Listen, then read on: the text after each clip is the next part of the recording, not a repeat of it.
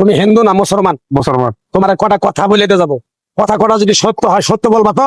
বর্তমানে সোশ্যাল মিডিয়ায় প্রচুর পরিমাণ ভাইরাল হয়েছে এই কবিরাজটি। এই কবিরাজটির কমন একটা ডায়লগ আছে, রাগ করলা। প্রথমে বলে সে একবার কও বিসমিল্লাহ, আরেকবার কও সুবহানাল্লাহ, তারপর বলে রাগ করলা। একবার কও বিসমিল্লাহ, বিসমিল্লাহ, আরেকবার কও সুবহানাল্লাহ। সুবহানাল্লাহ। রাগ করলা?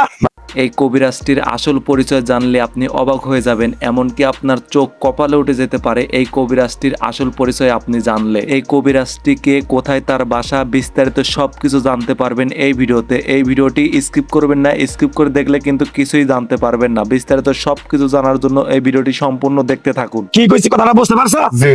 মুখ লাগাও।